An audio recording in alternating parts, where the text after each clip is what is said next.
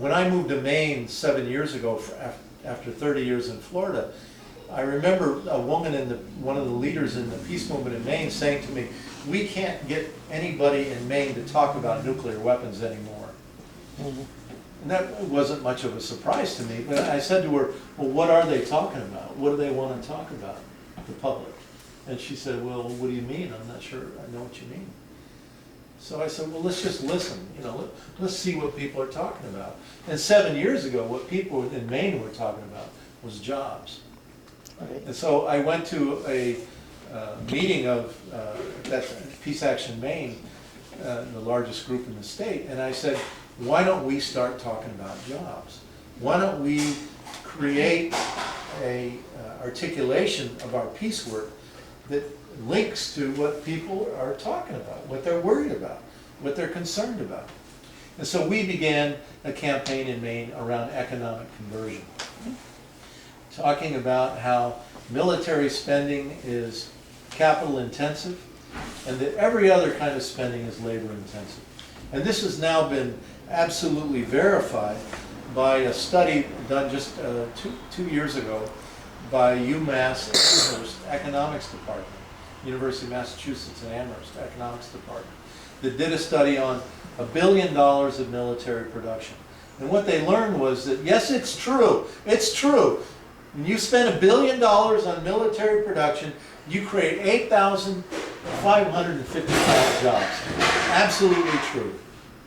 But they found, you take that same $1 billion and you put it into home weatherization, for example, something we really need in Maine because we have the nation's oldest housing stock that is, and we use more oil than per capita than any other part of the country, any other state, more heating oil. And so our homes are bleeding oil, right, at the time that it's becoming scarce and becoming more expensive. So home weatherization per $1 billion would create almost 13,000 jobs. And then building rail systems, something to get us out of our gas-guzzling cars that helps solve for climate change, maybe only in a small way, but still it helps, creates 19,795 jobs per $1 billion. So we've been going around asking people in Maine, which would you rather have?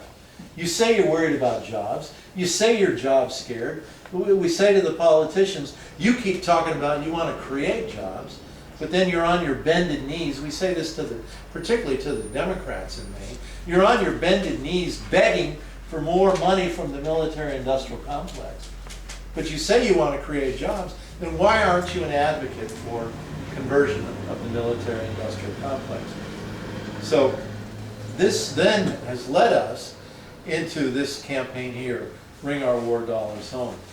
The recent polling is showing that 60-some, inching up towards 70% of the American people think that Afghanistan is a disaster. But only 1% of the American people think it's the top issue of today. 1% of the country. What they think is the top issue is the economy, number one. And number two, the top issue is jobs. And so again, all right, how do we talk about Afghanistan but make it relevant to what people are really, really worried about? And so we said, let's work on this.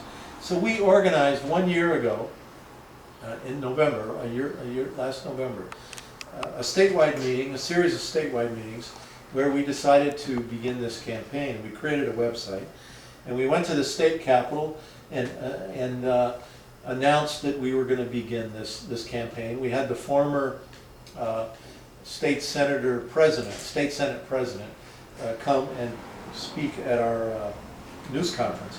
And then we had what we called a draw-a-thon. We went to a group called the Union of Maine Visual Artists, and we asked them, would you call artists together from around the state and ask them to draw images of how our war dollars could be used here in Maine? Because we'd learned through the National Priorities Project that since 2001, the war with Afghanistan and Iraq, since then, that $2.8 billion have been spent on war from Maine. Maine taxpayers have paid that much money. And so we had 70 artists and poets come together one whole day. They spent the whole day together drawing these images. We got a lot of good media out of it. And this then brought in a whole new sector of people that we don't normally work with in the peace movement, artists, poets, people like that. They were interested in this, and now on their own, they're organizing a second draw-a-thon for Veterans Day on November 11th. So it's really exciting. We then began a whole series of other efforts, letter writing campaign around the state, bannering and vigiling on the theme. We made 3 of these banners and we've spread them out around the state. Teach-ins in several cities that are still continuing. And then we began working to get resolutions passed. We've so far had the city council in Maine's largest city, Portland, pass a resolution by a vote of 7-3, calling on our congressional delegation to bring our war dollars home. In a town meeting, the town of Deer Isle and a school board in the small town of Solon have all passed resolutions. And then 22 state legislators in Maine have also signed a letter going to the congressional delegation. So one of our major emphases has been going to local politicians and trying to get them to take a position, saying that because our collapsing economy is so severe, we're cutting education like crazy, we're cutting health care, all kinds of other social programs in the state. We've got, as local politicians, we've got to get involved in this debate, in this discussion. And so that's been a really divisive thing amongst, especially the Democratic Party in Maine. There have been some that have really responded and others that are trying to get other Democrats from not responding. So they've had kind of some internal conflict over it, which has really been great. And then we made what we call a pizza-style door hanger, talking about all of this, and we made 10,000 copies, and on one weekend across the state went to 10,000 doors and dropped them on doors around the state, asking people to call our 2 members of Congress. And so as a result of all of this, we've had now editorials appearing, sometimes not even in our own making, in several major papers. The most recent one was in Lewiston, where a Republican-owned paper, a very conservative paper, recently editorialized that the war is costing us too much money. We need to bring our money home and deal with stuff back here at home. So we're seeing some changes, but we were having some difficulty with one of our members of Congress. One of them said he was going to vote against the most recent $37 billion war supplemental, but our most recently elected one, Shelley Pingree from the Portland area, she was kind of waffling on us. So we found out she was going to have a fundraiser at this real rich guy's house he lives out in the country, you know. And so about 7 of us went out there. We brought the banner, we brought some signs. We got there early so that as every one of her campaign donors was arriving for this fancy thing, they had to walk by us in order to get up to the house of this rich person.